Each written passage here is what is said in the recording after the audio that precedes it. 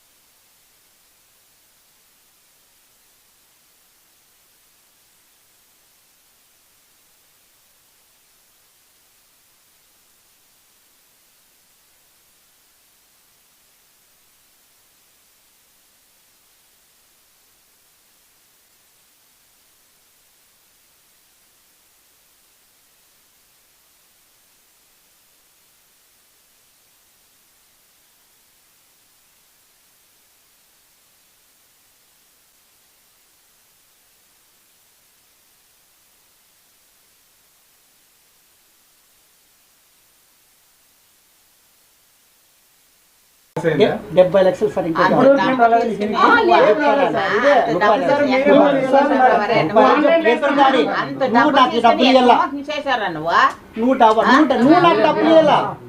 నాకు డబ్బులు ఇదే వర్షనే సార్. ఎవరన్నా వస్తే గినా ఇంకా సార్ ఒకటి నాకు నేను వ్యవహారం చేయలేదు లేదు. ఆయన అడిగినా కూడా ఆయన అడగండి, ఆయన వర్షం పోయి కూడా వింటే లేదు ఆయన మొత్తం కలెక్షన్ చేసి బయట అంతా మొత్తం ఇచ్చింటాడు కదా సార్. 70-80 లక్షలు ఇచ్చింటాడు కదా బయట మొత్తం కలెక్షన్ వీళ్ళు చేసేస్తారంట. చేసి ఆయన ఆడ స్టాక్ ఉంటుంది ఇట్లా అదే ఇది స్టాకు బయట ఎంత ఉందని చెప్పి పేపర్ వర్క్ చూపించినారు సార్. ఫిజికల్ మొత్తం కలెక్షన్ చేసేస్తారు. ఆయన కూడా 50 మంది డాక్టర్లు ఉండే నర్సింగ్ హోమ్ ఆయనంట. ఆయన పోయి సార్ మేము పిల్లలు చదువుతున్నాం సార్, హ్యుమానిటీతో చూడండి మేము భూమానం ఉన్నాం సార్ ఇట్లా అని చెప్తే లేదు నేను అదో హ్యుమానిటీతో నా డీసీపీ మేడం ఇచ్చేసాయా 70 లక్షలు ఇస్తాను ఆయన ఇస్తాను ఆయన వీలు ఎందుకు ఇవ్వు అంటే ఎందుకు ఇవ్వు అంటే ఆయన మొత్తం అంతా తీసుకున్నాడు బయట అంతా కలెక్షన్ లేదు. నువ్వు తీసుకోలేదంటే బయటకు కలెక్షన్ నువ్వే తీసుకోపో. ఎవిడెన్సెస్ ఉన్నాయి నేను మేడం ఇప్పుడు భవిష్యత్ క్యారెక్టర్ ఏం చేయబోతున్నారు మేము కాదు చెప్తాను కదా. నా పోతే మా బాడీలో ప్రాణాలతో మాకు ఇవ్వాలా అంతే. లేదంటే చాలా అప్పులు అయిపోయినాయి. భూములు అమ్మిండేట కూడా ఒక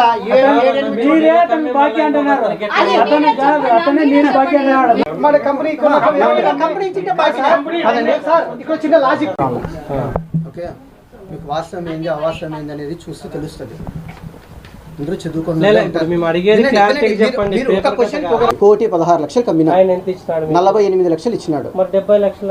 ఆయనకి హ్యాండ్ ఓవర్ చేసిన తర్వాత నేను ఆయన రన్నింగ్ క్యాపిటల్ కోసం వేసుకున్న డబ్బులు అవి రన్నింగ్ క్యాపిటల్ కిందకి వేసుకునే డబ్బులు.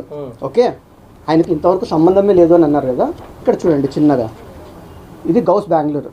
ఓకే, ఎందుకనంటే ఎంఓఈనే జరిగిండేది. ఎంఓఈ జరిగితే మేము ఫిజికల్గా ఆయనకి ఇచ్చినాం కాబట్టి Ramaswamy sir kindly approve salaries and debris payment ఆయన గౌస్ ఆయనకి ఈయనకి అడిగారు. వాట్సాప్ లో కదా అది. అవును, అది వాట్సాప్ లోనే అండి. ఇంక ఏం ప్రూఫ్ ఏముంటాయి చూడండి.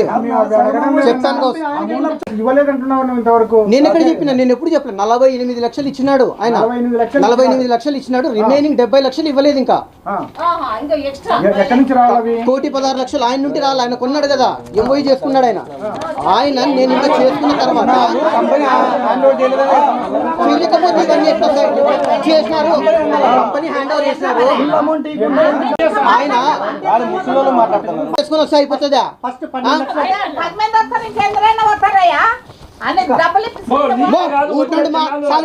వీళ్ళకు వస్తారు జనాలు వచ్చాయి కాదు, నిజం ఏది కరెక్ట్ ఏది తెలియాలా, నోటికి వచ్చింది మాట్లాడితే కాదు, నీకేం తెలుసు? నా పేరు సార్ రామస్వామి, మాది రాయదుర్గము. గౌసు బాలసుబ్రహ్మణ్యం సత్యం మెడికల్ ఏజెన్సీ అయినా నేను కంపెనీ ఉందని చెప్పి గౌసు ఒక 5-6 సంవత్సరాల నుంచి పరిచయం. ఆయన ద్వారా ఒక 5-6 సార్లు రాయదుర్గంకి వచ్చి కంపెనీ ఉంది తీసుకోండి అంటే లేదు మొత్తం డబ్బులు లేవట్లంటే మీ అట్లా వాళ్ళు తీసుకుంటే కింద డాక్టర్లు ఉన్నారు కదా, మా ఇన్న కొడుకు డాక్టర్, మా పిల్లలు డాక్టర్లు ఉంటే బాగుంటుంది కదా అని చెప్పి ఆలోచన చేసి మా వాళ్ళతో బంధువుల దగ్గర అందరి దగ్గర అప్పులు చేసి అప్పులు కూడా ఉన్నాయి, మొత్తం అంతా ఉన్నాయి. అప్పులు చేసి ఈయనకి ఫస్ట్ 12 లక్షలు అడ్వాన్స్ గౌస్ ద్వారా తీసుకున్నాడు. తర్వాత అగ్రిమెంట్ రోజు 48 లక్షలు తీసుకున్నాడు. 60 లక్షలు అయినాక అగ్రిమెంట్ అయిన తర్వాత నాకు కంపెనీ అప్పు చెప్తామని చెప్పి అప్పు చెప్పలే. కాదు బాలు ఏమి అసలు కంపెనీ అప్పు చెప్పకపోతే ఎట్లా అని చెప్తే నీకు జిఎస్టీ నెంబర్ చెప్తే అప్పు చెప్పినట్లే, అది ఎట్లయితుంది అని చెప్తే నీకు అప్పు చెప్తే మొత్తము స్టాక్ అంతా నువ్వు అమ్ముకొని బయటంతా కలెక్షన్ చేసిపోతే మాకు నువ్వు ఆ రోజు నువ్వు అమౌంట్ ఇవ్వలేదంటే అట్లా కాదు, మొత్తం అమౌంట్ కట్టిన తర్వాత నీకు కంపెనీ అప్పు చెప్తామన్నారు. అందులో కంపెనీ అప్పు చెప్పలేదు. ఒక 6 నెలలు అయిన తర్వాత కాదు బాలు, ఒక 6 నెలలు అయింది, షుగర్ ఉంది, కొలెస్ట్రాల్ ఉంది, చాలా రోజు నిద్ర మాత్రలు వేసుకుంటున్నాడు. 6 నెలలు అయిన తర్వాత బాలు 6 నెలలు అయిపోయింది కదా, మా వాళ్ళు రెడీగా ఉన్నారు తీసుకునేదానికి, మేము రెడీగా ఉన్నాము తీసుకునేదానికి.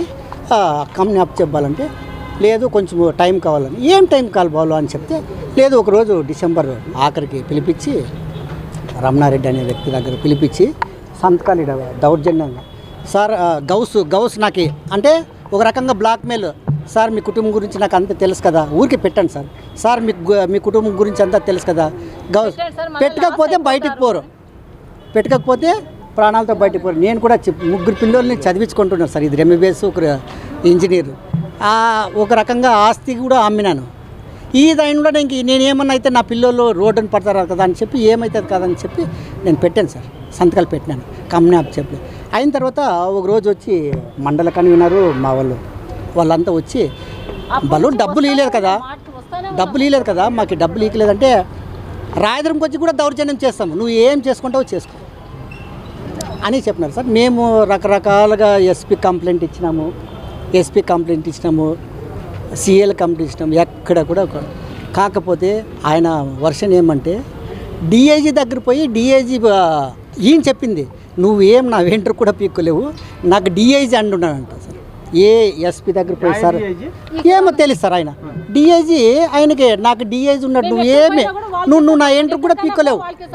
మీరు కూడా సార్ మీడియా ముఖంగా ఎట్లా దౌర్జన్యం నువ్వు నాకు డిఐజీ ఉన్నాడు సార్, ఎవరో డిఐజీ నాకు తెలియదు, డిఐజీ ఉన్నాడు, నువ్వు ఏం చేసుకుంటావో చేసుకోపో, నువ్వు ఎక్కడన్నా అక్కడికి లోకేష్ బాబు దగ్గర కూడా పోయేస్తారు గ్రీవెన్స్లో అంటే పోయేస్తే అది ఎక్కడి నుంచి ఫోన్ వస్తుందో నేను ఆ రోజు కళ్యాణదుర్గం డిఎస్పీ దగ్గరికి పోయేసి సార్ ఉండేదని చెప్తే మీ ఇద్దరిని కూర్చోబెట్టి మాట్లాడతాను లేని తర్వాత ఈయన అది ఏం చెప్పినాడో ఏమో మళ్ళీ నన్ను తిప్పిలేదు, గ్రీవెన్స్ పరిష్కారం అని వచ్చేసారు సార్. అసలు నాకు అర్థం కావడం లేదు, అది ఎక్కడి నుంచి ఎక్కడ అంత ఇన్ఫ్లుయెన్స్ ఉపయోగిస్తున్నాడు, ఒక రకంగా ఫిజికల్గా దౌర్జన్యం చేస్తున్నాడు. ఇంకా ఆ డిఐజీ లెవెల్లో నన్ను ఉపయోగించే ఒకటి ఎవరైనా ఎస్ఐ ఫోన్ చేస్తే నీ గురించి ఇట్లా కంప్లైంట్ ఇచ్చినారయ్యా అని చెప్తే సార్ నాకు ఎస్కార్ట్ అరేంజ్ చేస్తా వస్తాను, ఎస్కార్ట్ ఇప్పుడు మాకు డబ్బులు ఇస్తే మాకు చాలని పరిష్కారము, ఆయనకి ఎస్కార్ట్ అరేంజ్ చేయాలంట, ఎస్ఎల్కి సిఎల్కి అట్లా చెప్తాడు సార్. నాకు 70 లక్షలు నాకు ఇస్తే చాలు సార్, అంతే, నాకు ఏమి అవసరం లేదు. 70 లక్షలు డాక్యుమెంట్స్ ఉన్నాయి అన్ని దగ్గర ఉన్నాయి సార్,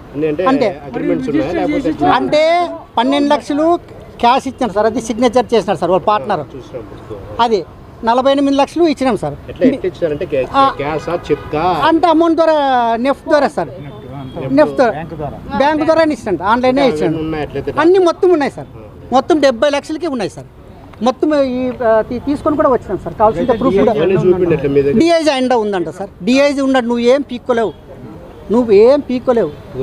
ఒక్కసారి ఇంకోటి ఒకసారి నేను 1 టౌన్కి పోయి సిఐ దగ్గర ఇట్లా ఉంటే గిన ఎవరు సెల్ఫ్ అనేది ఎవరు సార్ డిఎస్పీనా ఆయన, నువ్వు బయట వస్తే నీకు సెటిల్మెంట్ చేసి పంపిస్తామంటారు, కావాల్సింటే ఆయనకి నెంబర్ ఉంది, ఆయన కూడా అడగండి కావాల్సింటే.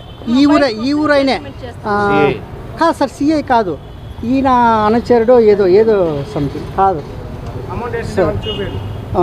అమౌంట్ వేసినట్టు చూపింది కాదు.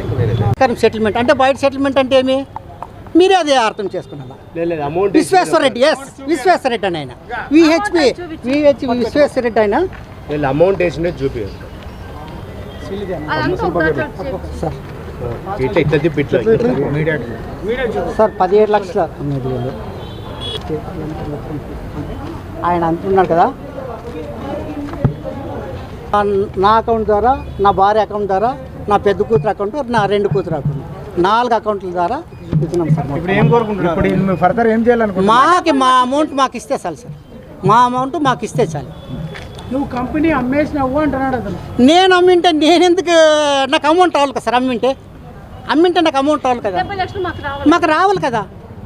సంతకం పెట్టాడు అంటున్నాడు అతను. అదే కదా మేము ఫస్ట్లో నేను అదే కదా పిలిపించి మాటలు రా అని చెప్పి, డిసెంబర్ మాటలు రా అని చెప్పి నేను సాయంకాలం పూట వచ్చి అంటే నువ్వు సంతకాలు పెట్టకపోతే అది నీ ఇష్టం. ఆ గౌసన్ అయినా అదే చెప్తున్నాడు సార్. మీ ఫ్యామిలీ గురించి అంతా తెలుసు కదా, ఊరికే పెట్టండి సార్, ఊరికే పెట్టి వెళ్ళిపోండి. పిల్లలు ఉన్నారు, ఊరికే ఎందుకు ఇబ్బంది పడతారు. అనంతపూర్ జిల్లాలో ఇటువంటి మోసగాడు ఎక్కడా లేడు.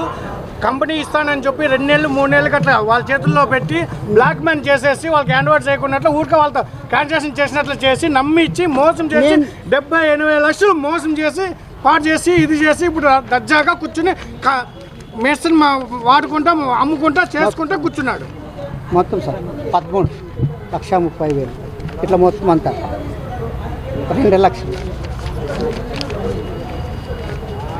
మొత్తం అకౌంట్ ద్వారా అంతా ఉంది. అకౌంట్ ట్రాన్స్ఫర్ ఒకటి ఉన్నాయి, ఇంకా ఏమైనా దాంట్లో రాసుకున్నారా, ఇంకా ఏమైనా ఇచ్చినట్లు? మా డబ్బులు మాకు కావాలి. అకౌంట్ ట్రాన్స్ఫర్ చేసిన దాన్ని ఇచ్చినట్టు రాసుకున్నారా అంటున్నా? అంటే అంత online account sir, online evidence ఇవే అంతే. అంత ఆన్లైన్ ఎవిడెన్స్ ఇవే ఎవిడెన్స్ ఇచ్చినాం సార్. ఆయన డబ్బులు లేవంటున్నాడు, కంపెనీ లేదంటున్నాడు. ఏం పరిస్థితి సార్? కంపెనీ వేరే వాళ్ళకి అమ్మేసినాము, మాకు డబ్బులు రాలేదు అదే అని అంటున్నాడు. నువ్వే ఇలా అంటున్నాడు. ఆయన నా డబ్బులు ఇవ్వకపోతే ఈడే ఫ్యామిలీతో సూసైడ్ చేసుకొని పోయేదానికి కూడా నేను రెడీగా ఉన్నాను. వస్తే డబ్బులు, పోతే నా బాడీ అంతే.